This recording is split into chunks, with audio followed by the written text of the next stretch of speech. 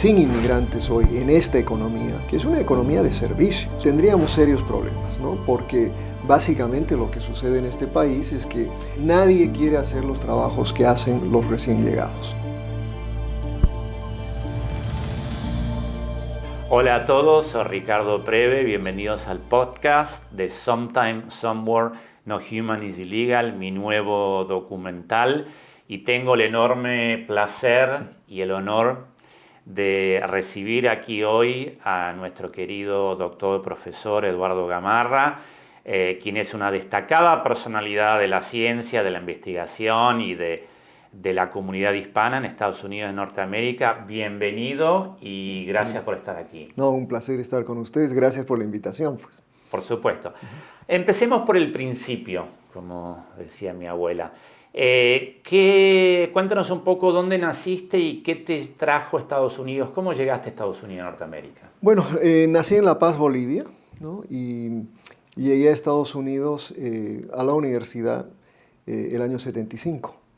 Yo era medio deportista en esa época, corría a fondo, jugaba algo de fútbol. Ajá. Y vine becado a la Universidad de Arkansas, ¿no? a correr atletismo, básicamente. Ah. Y vine también con la idea de estudiar geología, ¿no? Era algo... Era lo muy, que es la vida. Claro, muy, pues, obviamente, como para Bolivia, claro. pero no necesariamente lo que he hecho el resto de mi vida, ¿no? Y, claro. Ahora, la universidad, pues, norteamericana me permitió justamente hacer eso del double major, ¿no? Entonces, siendo boliviano también, pues la pasión por la política siempre estaba. Entonces, estudié algo de ciencias y después me metí en la política. Así que en realidad tú estudiaste tanto geología como ciencias políticas. Por lo menos durante la licenciatura, ¿no? Sí. Y tú sabes que es interesante, pues yo soy ingeniero agrónomo y forestal, y sin embargo cine. A mí siempre me interesó el hecho de que cuando estudié las ciencias me dio un rigor intelectual sobre ver los números y después hacer conclusiones. ¿Tú piensas que eso también te ayudó en tu trabajo? Sí, me ayudó mucho a pensar de alguna manera quizás un poco más sistemáticamente. Por eso no le he tenido mucho miedo a los números, aunque no me gustan los números. Claro. ¿No? Y especialmente de joven a uno no le gustan los números. Claro. Pero sí me ayudó pues a disciplinarme un poco más. Creo que una persona que hubiera seguido simplemente una carrera en ciencias sociales hubiera tenido quizás un énfasis algo diferente, ¿no? Entonces estudiaste después en Arkansas, estudiaste en Pittsburgh. Contanos cómo fue que llegaste a Florida y ahora eres un tenured professor de Political Science en Florida International University. ¿Qué pasó en el medio? ¿Cómo llegaste a la Florida? Bueno, mira, algo relevante para el trabajo que vos estás haciendo es que el año 79-80, ¿no? Particularmente el año 80, a Arkansas llegó un grupo de 25,000 cubanos salidos de Mariel. Uh-huh. Yo estaba terminando la universidad y me estaba yendo a la Universidad de Pittsburgh a estudiar con James Malloy, un profesor que estudiaba Bolivia, que escribió unos grandes libros sobre Bolivia. Pero da la casualidad que ese verano, ¿no? Llegaron 25,000 cubanos a Arkansas, a Fort Chaffee, Arkansas. Y me permitieron trabajar ahí. Y te diré que eso cambió un poco la perspectiva que yo tuve, porque en gran medida como boliviano, como suramericano, uno siempre tenía este mito sobre la Revolución Cubana. Sí. Pero luego de entrevistar a miles, literalmente a miles de cubanos de Mariel, lo que yo entendía de Cuba cambió de manera radical. Y para mí eso fue muy formativo porque mi primer artículo académico fue sobre esa experiencia en Fort Chaffee, ¿no? Qué interesante eso. Y entonces ahí un poco tomaste un giro en cuanto a tu trabajo, tu carrera. Y después, ¿cómo llegaste a Florida International? Es decir, ¿ya con un doctorado aplicaste al trabajo? Sí. Bueno, fui a Pittsburgh a estudiar con James Malloy, el experto sobre Bolivia. Escribió un libro que se llamaba La Revolución Inconclusa. Yo con la idea, ¿no?, de trabajar sobre Bolivia, escribí mi tesis doctoral sobre el proceso político de transición a la democracia. Ajá. Trabajé con Malloy, escribimos varios libros juntos Y pues cuando terminé, la idea siempre era retornar a Bolivia. Pero el año 85 Bolivia tenía un proceso hiperinflacionario extraordinario. Yo me había casado con una mujer de Arkansas y tenía una niña ya pequeña, pero llegamos a Bolivia básicamente a hacer la investigación para mi primer libro y fue un año muy instructivo. Para el libro fabuloso, porque el libro pues recoge todas esas experiencias, pero debido a una experiencia difícil vivir con 24.000% de hiperinflación, ¿no? Por supuesto, me imagino. Y ahí pues retorné a Estados Unidos, me postulé a varios trabajos en Estados Unidos y da la casualidad que yo había dicho después de Mariel que nunca iba a trabajar en la Florida, ¿no? Porque pues viendo esa experiencia y lo difícil que fue, y todos los marielitos se querían venir a Miami, yo dije, no voy a trabajar en Miami. Y eso fue hace 38 años, ¿no? Entonces me dieron el trabajo en FIU, en Florida International. Claro. Llegué el año 86, ¿no? Tuve la gran fortuna posteriormente de dirigir el Centro para América Latina y el Caribe. Y pues he hecho mi carrera, ¿no? Sí, y es muy interesante como podcast vemos los ejemplos de hispanos latinos como tú y otros de nuestros huéspedes que a través del trabajo, a través del estudio, ¿no? se han convertido en líderes y están aportando al conocimiento en este país.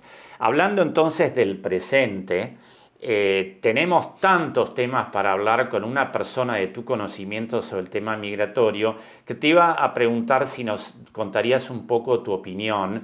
He notado, ahora estamos en septiembre de 2023, que hay un fuerte componente venezolano que en los últimos días, semanas realmente se ha hecho notar y ha estado mucho en las noticias. ¿Puedes contarnos un poco cuál es tu opinión sobre qué implica este incremento en los números de inmigrantes venezolanos, a qué se debe y qué consecuencias puede llevar? Sí, claro. Mira, vengo estudiando a la diáspora venezolana ya por algo más de 8 años, ¿no? Ajá. En gran medida porque pues, Miami, ¿no? Un poco lo que hablábamos anteriormente sobre la llegada de Marielitos y la llegada de la diáspora cubana, yo describo a Miami como una colección de fracasos de política exterior norteamericana, ¿no? Y cada vez que fracasamos, Miami se beneficia. Miami se beneficia porque llegan acá diferentes grupos y que se convierte en un mosaico de experiencias, ¿no? Un mosaico porque interactúan estas comunidades entre sí para el bien de Miami. Entonces, esta nueva diáspora venezolana que empieza a llegar con la llegada de Hugo Chávez, ¿no? Tiene las mismas olas de migrantes que ha tenido la cubana. Una primera que se viene en reacción a la llegada inmediata de Chávez, y posteriormente otras olas que van cambiando, no solo en términos digamos, de ingresos, de clase social, nivel educativo, etcétera, pero que hoy llegan a ser pues una masiva diáspora, ¿no? Hoy estamos hablando, por ejemplo, que solo en el último año ha habido un incremento del 120%, o sea, 120% más venezolanos han llegado a los Estados Unidos. Y con características muy diferentes, porque ya no estamos hablando de esa élite que pudo venir al principio, sino gente de clase obrera, ¿no? Gente que está viniéndose por el colapso total de Venezuela, que es también algo único, ¿no? No hemos visto un colapso tan profundo, ¿no? De una sociedad latinoamericana próspera, porque al final Venezuela ha sido el país más próspero de América Latina.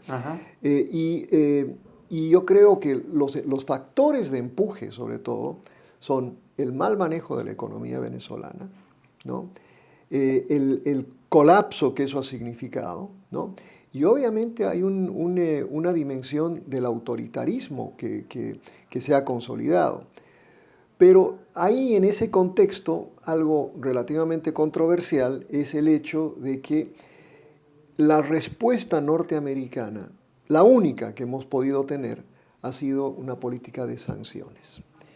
Y las sanciones son un arma de doble filo, porque de la misma manera que intentamos sancionar y presionar a un régimen autoritario, ineficiente, etc., Sí, tiene consecuencias sobre la población venezolana. claro. Entonces, esos factores de empuje han hecho pues, que hoy tengamos esta diáspora. La semana pasada el presidente Biden firmó una autorización para darle a 474,000 venezolanos protección temporal. Entiendo. ¿No?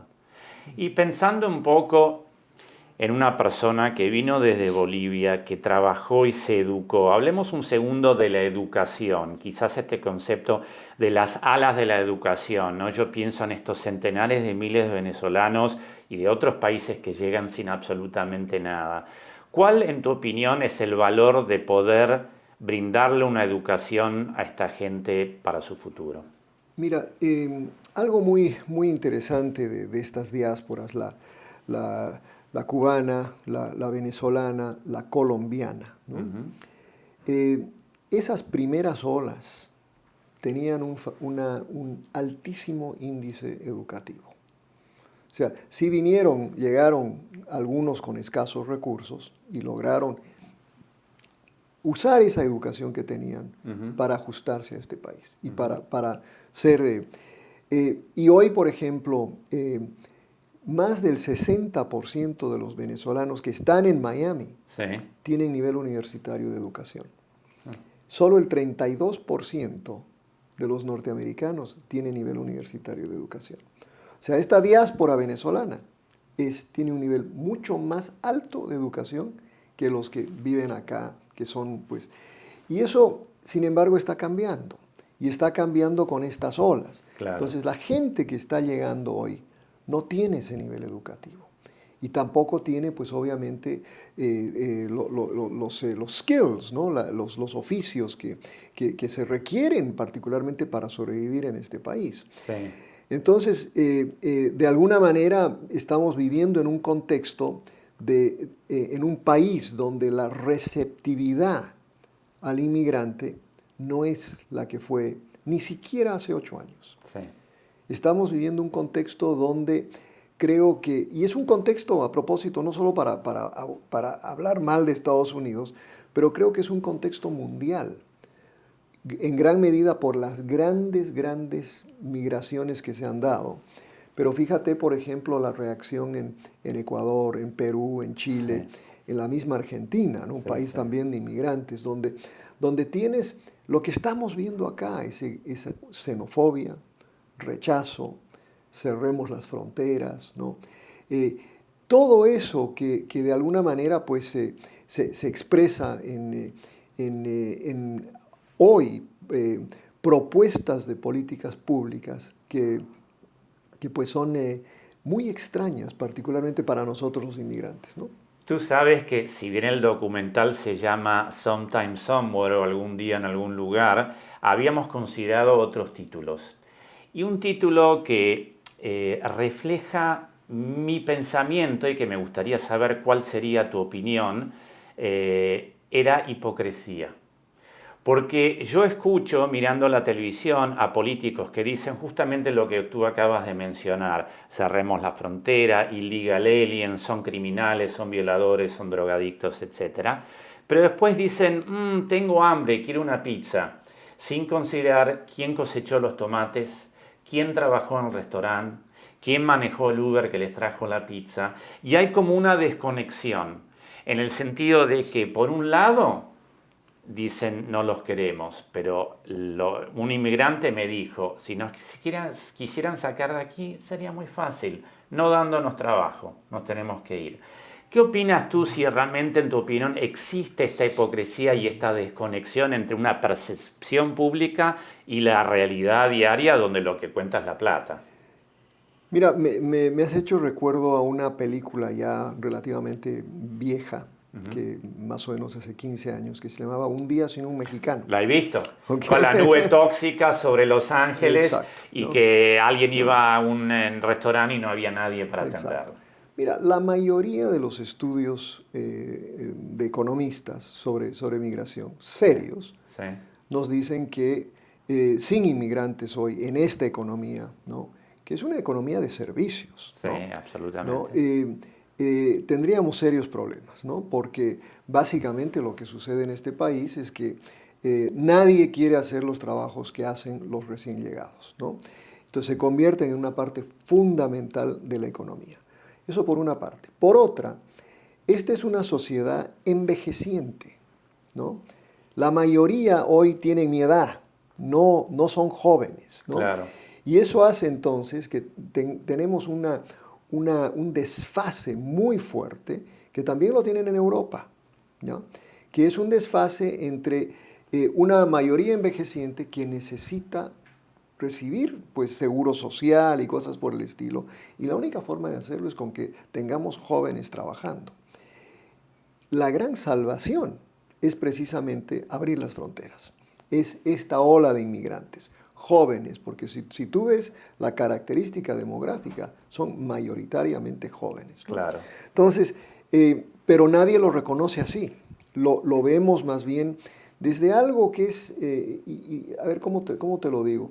Mira, cuando yo llegué a Arkansas, Sí. el año 74, Sí. ¿okay? Yo me bajé del bus, yo me vine en bus desde California, donde estaba. Sí. Me bajé del bus y llegué a una estación de Greyhound. Sí. Y lo que me encontré es con una de estos lugares para tomar agua, donde abajo decía, año 74, decía for whites only. Sí.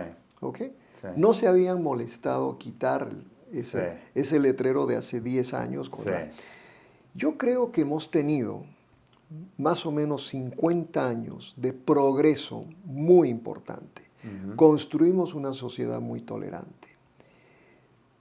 Pero lo que subyace eso es la persistencia de un comportamiento, de un rechazo. Hay un cansancio con acción afirmativa. Ha surgido un movimiento contestatario de derecha muy profundo, ¿no? Que piensa que pues obviamente suficiente con la integración, ¿no? Hay una amenaza contra ideas del oeste, hay una amenaza contra los blancos, tenemos que recuperar nuestro país, y los inmigrantes son pues la fotografía de esa amenaza, ¿no? Entiendo, sí, una de las cosas que nosotros también escuchamos de parte de la comunidad latina, que puede ser controvertida y algunas personas no van a estar de acuerdo, es que ellos se sienten un poco como los esclavos del siglo XXI. En el sentido que sabemos de gente que va a trabajar, que le deducen de su paga el Social Security y que sin embargo al no tener un Social Security nunca van a ver los beneficios de esos impuestos, que ya viene de la época del programa Braceros, donde a los mexicanos que estaban en ese programa se les prometieron beneficios, se les cobraba impuestos y después nunca sucedió. Amén de otras personas que incluso no les pagan y les dicen, si no te gusta que no te estoy pagando, vete a quejar a migraciones. Eso se refiere un poco a la amenaza en lo económico que tú nos hablabas antes. ¿Crees que hay una solución a eso tratando de regularizar la posición de esos inmigrantes para que puedan aportar y que sería un beneficio?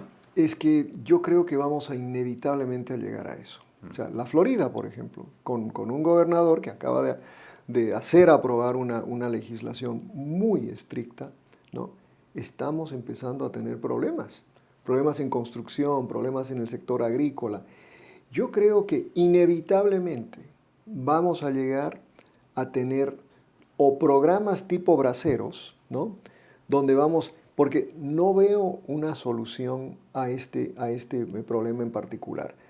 Y obviamente guerra civil no es solución, Claro. ¿no? Pero sí creo que el grado de tensión que tenemos, particularmente este año en el contexto de elecciones, donde el tema migratorio es básicamente el meollo de la conflictividad, creo que pasada esta elección, ¿no? Mi esperanza es que tengamos por lo menos algunos cerebros un poco más, digamos, calmados y que puedan articular lo que se ha estado esperando durante las últimas 2 décadas, que es una reforma migratoria seria, que tome en consideración todo lo que hemos conversado, que tome en consideración, ¿no? Estudios de economía, estudios que te dicen que la migración en este país, si cerramos la frontera, pues mejor cerremos el país y olvidémonos, ¿no?